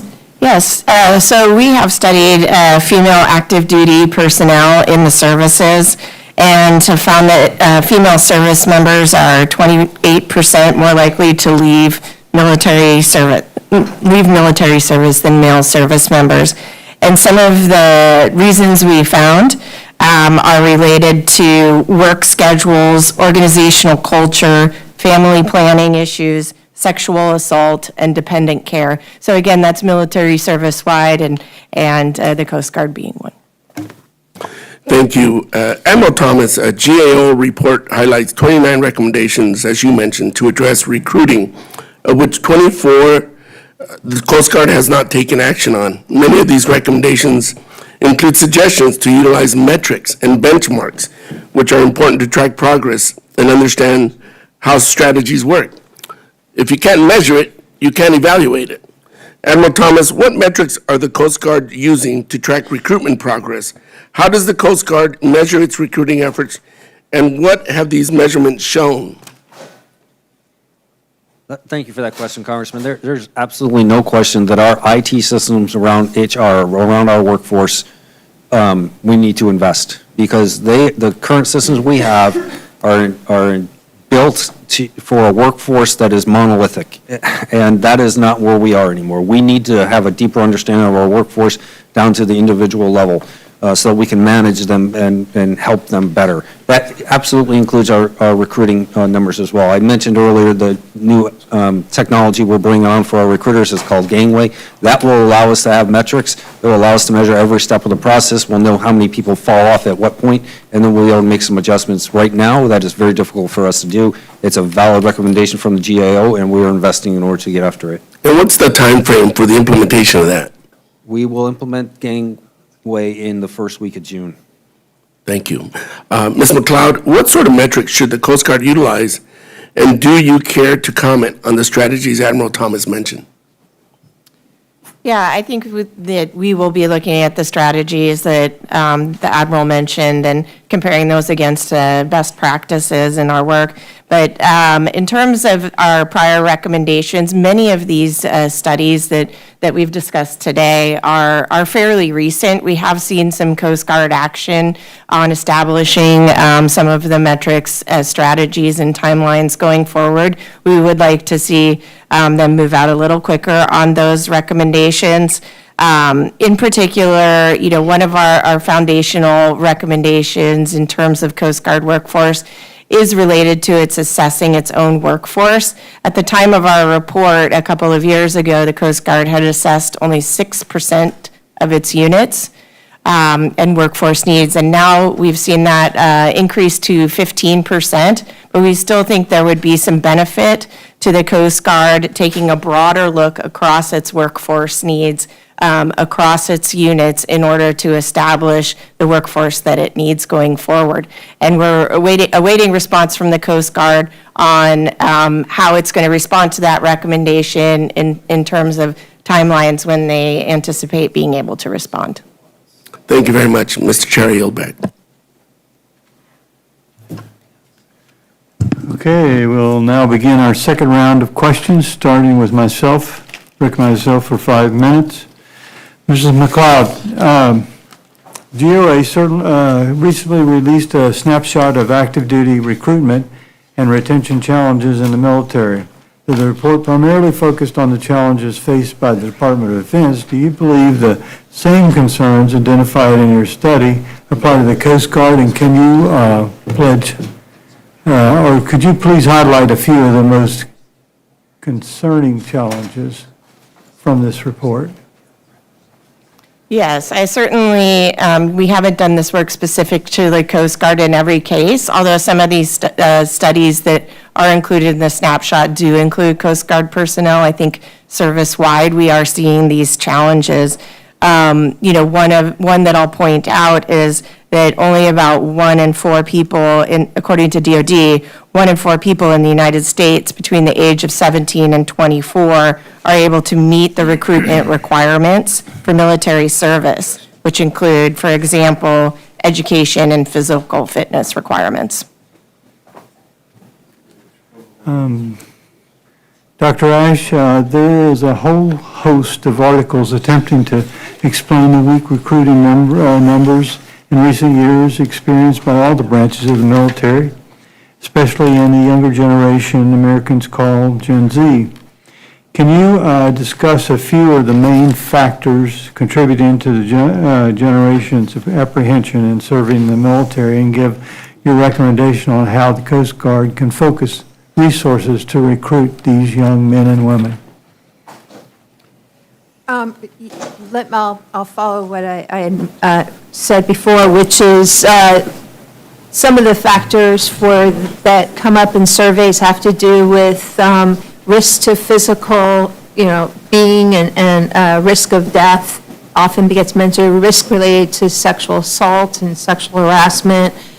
People mentioned problems with leaving family and friends, other career interests, pursuing, the role of the civilian economy. In terms of what the Coast Guard can do, it needs in the short term to focus on increasing recruiters and advertising in an effective way. By that I mean it's not just increasing recruiters, but selecting them well, training them well, deploying them well, and motivating them to produce. Having effective advertising messages. I also believe there's more that can be done in the waiver and eligibility space. I will say that while it's true that about a quarter are eligible to enlist, it's also the case that low eligibility has been persistent for many years, and so it's hard to see that as the driving force of current difficulties. Thank you very much. I will yield back the balance of my time. Mr. Carbajal, you're recognized for 5 minutes. Thank you, Mr. Chair. Administrator Phillips, in recent years, the U.S. Merchant Marine has been reckoning with incidents of sexual assault and sexual harassment, which have no doubt harmed recruitment. I'm glad to see that under the direction of Congress, the Maritime Administration is enforcing compliance with sexual assault and harassment policies for cadets' Sea-Year training program. We have a long way to go to create a safe, supportive work environment What is your plan for promoting a safe culture across the U.S. Merchant Marine?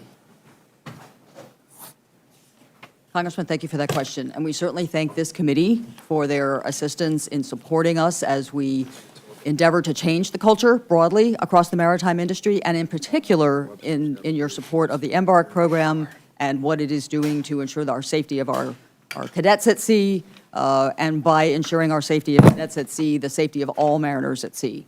So as you're aware, we're very much focused on the Embark program. It is now law. All 16 of our operators and carriers are in the program. We are moving forward in that context to create a rule this year, which we have been tasked by law to do. In addition to that, as you're aware, we've strengthened sexual assault prevention and response capacity and capability at the Academy in particular, hiring a staff of experienced professionals to ensure that midshipmen have the safety that they need there and the the capacity to support their needs on site at the Academy. We've also ensured that midshipmen sail with voice-activated phones so they can contact anyone they care to in the context while they are at sea. We have enforced concurrent jurisdiction now. We've entered into a concurrent jurisdiction at the Academy so that when or should an unfortunate circumstance occur where there is some sort of criminal activity, the local police, Nassau County, Kings Point Police can respond, which was not true in the past.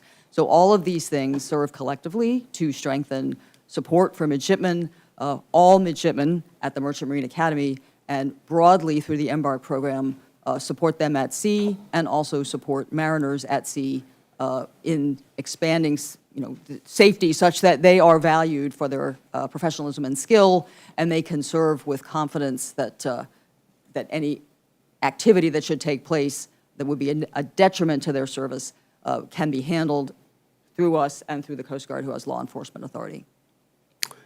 Thank you, Admiral Phillips. And let me just say how much I value your leadership and all that you're doing. When you consider the credentials you bring to the table, I'm really in awe of your leadership and your capability and all that you're doing to address these very important issues. So thank you very much. Admiral Thomas, access to quality health care is a critical factor in recruiting and retaining service members. GAO report stated that the Coast Guard's clinics reported difficulty recruiting and retaining healthcare providers, particularly in remote areas. 25% of the Coast Guard's clinics surveyed were located in a geographic health provider shortage area. What is the Coast Guard doing to better recruit and retain health and mental health care providers so that the Coasties can receive adequate medical care? Not just the Coasties, but their families.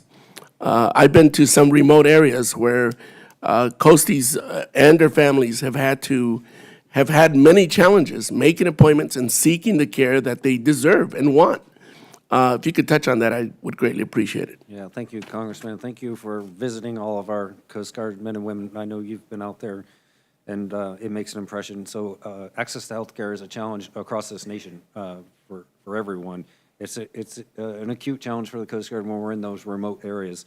We have, in the past, relied on DOD military treatment facilities and public health service doctors. We're going to continue to do that, but we've realized we need to build our organic capacity. So we are right now hiring dentists and doctors into the Coast Guard. We're in a Coast Guard uniform. We haven't done that before. We're going to need some help from Congress to get some authorities to treat them differently in our workforce. You'll see that, and I don't think that will be a problem. We're building behavioral health technicians from our corpsmen. We put more mental health professionals out there. We have mobile medical units that we will now move to places where we know we have medical, but there's a lot more work to be done. But there is, for the first time in the history of the Coast Guard, a pathway from our boot camp in Cape May to med school and then to serve as a doctor or dentist in the Coast Guard. Thank you, Mr. Chair. I yield back. Thank you, Congressman. I'm going to yield 5 minutes to myself. Just a thought I have, too. You all have such a great history in the Coast Guard, a strong military history, a history of strength, and I personally think that that's part of the concern of some of these young people. The type of people that enlist in any of the services are people that very much believe in America and a strong America. And I think it's good. In fact, interestingly enough, if you look at the stats, the Marines were also down, but are down the least. And I think part of it is that kind of feeling that they put out there about this is America, the greatest country on the face of the earth, and we are going to be a strong unit. We're so concerned with so many issues other than the military issues. I think at times, in my humble opinion, that actually can hurt us. Anyhow, I wanted to leave off, Administrator, with you where we were before, and just ask you a few more questions. Have you ever spoken with any of the following individuals or organizations about wind energy development? And I won't go fast. Mr. William Fetzer of Birdshaw. Not to my knowledge, sir. Okay, not even shaking hands or casual conversation? Not to my knowledge, sir. Okay, thank you. Apex Clean Energy, Not to my knowledge. because they were all working in the same areas you were. That's the only reason I ask. I did not work offshore wind. Siemens or Siemens Gamesa. Not to my knowledge. Liz Klein of the Bureau of Ocean Energy Management. I speak to the Bureau of Ocean Energy Management on occasion. I cannot single out a specific individual, sir. Okay, you don't know them by name. Okay. Has promoting wind energy benefited your career, do you think, at all? Sir, I have promoted wind energy as the maritime administrator in the context of promoting the maritime industry's contribution to that industry. And has the administration instructed you in any way to promote wind energy, that would be a good thing, because they're very, very strong supporters of it? Again, in the context of my role as the maritime administrator, I promote the maritime industry. Okay. Have you been instructed by the administration to not talk about any of the negative impacts of wind energy or offshore wind? I have not been instructed by the administration to talk about anything in particular. I talk about the wind industry in the context of promoting the maritime industry. Do you believe there's a possibility that offshore wind structures, because I have spoken to people in the Coast Guard offline, many, who have real concerns with this, in the United States of America will make maritime navigation less safe? Sir, I would defer on navigation measures to the Coast Guard, who regulates navigation and safety at sea. Okay, so you have no particular thoughts on that? I would defer regulatory navigation matters to the Coast Guard, who oversees them. Okay. I will yield to, who's next? Mr. Garamonde. Thank you. Thank you very much. This committee has historically been a committee that focused on really critical issues. We've heard today a divergence from that. And I had hoped that Mr. Babbitt and Mr. Mast would have stayed around or had asked Admiral Phillips the question that our ranking member asked you, so that they could have heard your answer on the critical issue of how we deal with the sexual assault, misogyny, and other problems that do exist in the maritime industry. Unfortunately, they were not here to hear your response. I thank you for your response. I thank you for attacking this issue directly and appropriately. Mr. Van Drew, I understand why you would find offshore wind to be a problem, given your district and the impact that it may have on your district. But I think it inappropriate to single out a specific individual as being the reason why, or trying to find out if the reason why there is support for the offshore wind industry.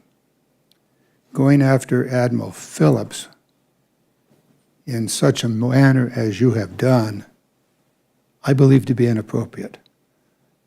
Your opposition to offshore wind is your choice, and you should, in my view, do anything you can on the policy side of it rather than on the personal side.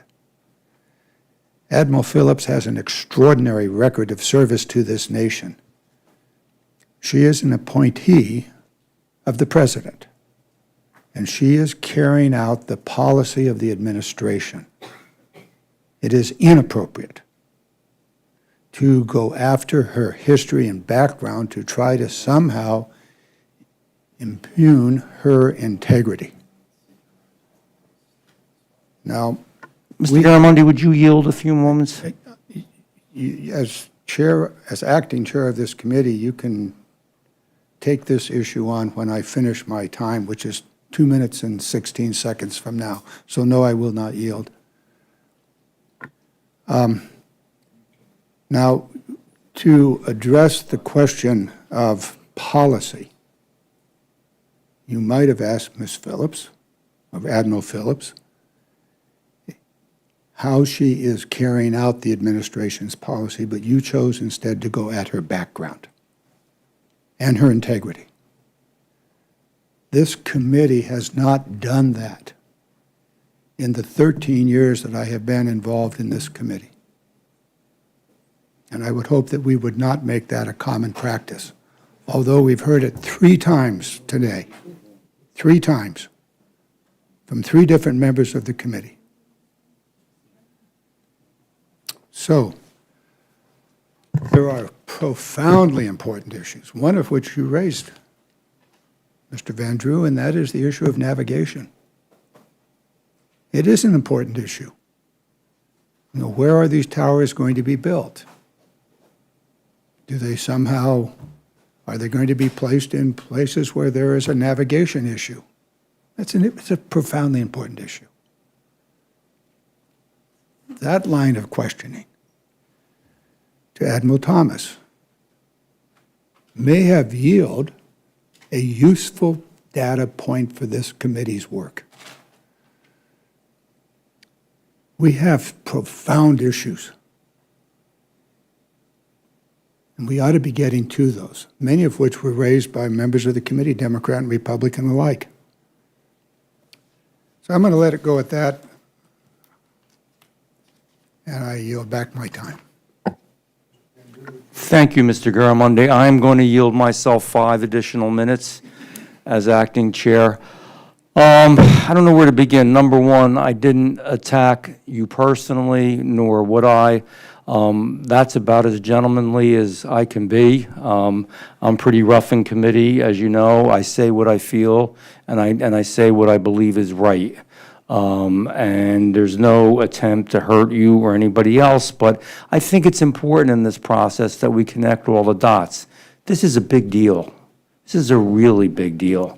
We are going to have millions of acres of our ocean and thousands upon thousands of wind turbines that are going to affect the environment, that are going to affect the floor of the sea, that are going to affect people's jobs, whether they're in the real estate energy, because even the companies themselves, some of which I mentioned, have openly said that it's going to reduce the revenues that come into our area. We're a very heavily tourist area by about $1 billion. And they said they didn't think that was a really big deal. It's going to affect us in ways that we can't even imagine yet. Imagine thousands eventually of these windmills over 1,000 feet tall that make a considerable amount of noise, that have killed birds. I don't know if you've seen the pictures of the bald eagles that have actually been sucked into the wind that's been created by this. And the energy that we're going to net is not going to be that great. And it is also one of the safety and the security of the United States of America. Our energy is going to be controlled not by America. This energy is going to be controlled by foreign countries. So this affects the Coast Guard. It affects the military. It affects the economic sector. And I've got to be honest with you, Mr. Garamondi, when I believe in something, and when I believe that I'm doing the right thing, usually I will be like a pit bull when I'm up here. And you've seen that, man. No, you wouldn't yield to me right now. I'm not going to yield to you. So the truth is that this is Jeff Van Drew light, to be honest with you. And I also will tell you, there's probably nobody that has greater respect and love for the Coast Guard. We've brought in millions of dollars. We're doing a lot of work over there, and we're going to bring in more, particularly into Cape May, because we want to make sure that these barracks are updated, and we're going to continue the process to do that and advocate for that and fight for that and stand up for that. But when I think something that is being done that is very wrong and very harmful, I will go down every avenue, every street, every direction I can take to find out. And boy, if that's being hard on somebody individually, be honest with you, to give you credit, I think you're a whole lot tougher than that, to be honest with you. You are in the military, and I think you're a lot tougher than that. I didn't say anything negative about your personality. So I appreciate the Coast Guard. I appreciate what you do, but I also appreciate we have to find out every single fact, every iota of information that we can. Mr. Garamondi, I will yield to you. Mr. Carbajal. If I might, sir, thank And then you. Mr. Carbajal, is that okay? Thank you so much for yielding. In your comments, you went through a litany of very, very important issues pertaining to wind energy. All of those, from bald eagles to navigation. Those are pertinent issues. And yes, you should, and we should, address those issues. My concern is that you were going after the Admiral's background and veracity, and in your line of questionings, which had little or nothing to do with the profoundly important issues that you just listed. And I would hope that you would pursue all of those issues without pursuing the integrity of the witnesses. I'm going to reclaim my time again. I never, ever questioned anybody's integrity. I asked simple questions, which we are certainly allowed to do and encouraged to do, and respectfully, I disagree with you. Mr. Carbajal. Thank you, Mr. Chair. Mr. Chair, I'm going to give you Representative Salute Carbajal Marine Light as well. I'm trying to make a point, and so I wanted to ask you one question. Do you believe oil production is more environmentally friendly than offshore wind? I believe that currently offshore wind, in this aggressive way that we're going about it, is really forming a great danger to the coast, the coast of New Jersey, but not only New Jersey, actually to Florida. You can see of both parties, a lot of the Floridians who represent Florida and actually the coast, the east coast of the United States. I'll reclaim my time, Mr. Van Drew. Let me just say that I am informed that you've been very supportive of the oil industry. Well, you're informed incorrectly. In Well, fact, I reclaim my I'm time. going to reclaim my time. But I'm as sorry. chair, I think I still have my time. Let me just finish. The reason I say that is that while I understand that you may not be a proponent of offshore wind energy, it's something that's being considered off my coast in my district. We're going through extensive environmental review and extensive public process, but there's trade-offs, and no doubt, even renewable energy is not devoid of impacts. But when you consider the impacts of alternative fossil fuels, it's much, much better. And you may not be a supporter of it, but it's something that we are considering in my district. And I only pipe up because I hear you really focusing on things that, when you compare it to alternatives, it's not necessarily accurate. So I only share that with you, and wanted to give you a little bit of salute light. And I will send you information about your position on oil and oil votes in the past. Thank you very much, Mr. Chair. I yield back. And let me answer that. I have actually stood on our beaches and have actually been part of those people who have opposed putting any kind of oil rigs or including President Trump, who I consider a friend and work with, however, always disagreed with him, personally spoke to him about it. I think it's easy to throw something out when you disagree with me on this issue, and that's fine, that's America. But just to say that I've been a big, huge supporter of the oil industry. I've never received $1 in a donation from the oil industry, and I stood, again, with the people who were fighting oil, any kind of oil exploration off our coast, on the East Coast there, and would continue to do so. I think that is bad as well and would be harmful on our East Coast. But I think there's a lot more. Everybody's, because of, and again, forgive me for using this word, it's the only word that comes to my head, the wokeness of the issue. And we're all worried about let's face it, everybody in this room is concerned, am I being careful enough? Am I saying the right thing about so many issues? We all have to be so woke. I frankly don't worry about that. I do what I believe is right. And I believe in the Coast Guard and the work it does. I do not believe that these windmills are going to be good. And by the way, let me tell you, you want to know where the real problem is? And you know this. It's in India. It's in Russia. It's in China. China, we still consider a developing nation. They build a coal plant every week of every month. Do you want to know where the carbon footprint is coming from? It's not coming from natural gas. And that I will say openly, that's not our problem.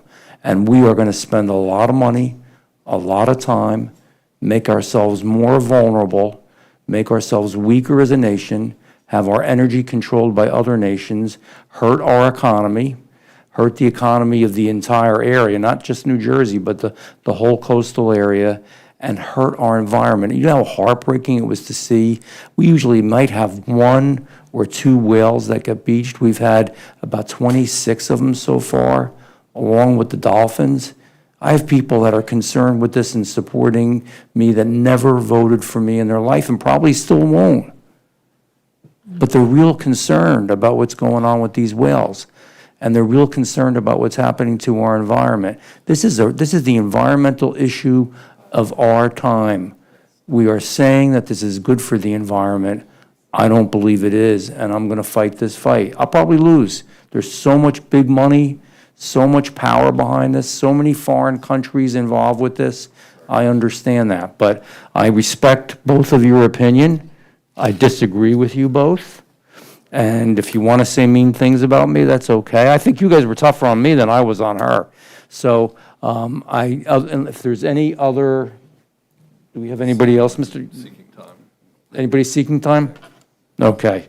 So want to thank you. I yield back. If there are any further questions, members of the committee who have not been recognized, we all have. Seeing none, that concludes our hearing for today.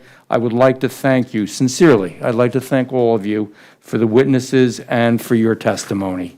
I ask unanimous consent that the record of today's hearing remain open until such time as our witnesses have provided answers to any questions that may be submitted to them in writing without objection. So ordered. I also ask unanimous consent that the record remain open for 15 days for any additional comments and for information submitted by members or witnesses to be included in the record of today's hearing. Without objection, so ordered. The committee is adjourned.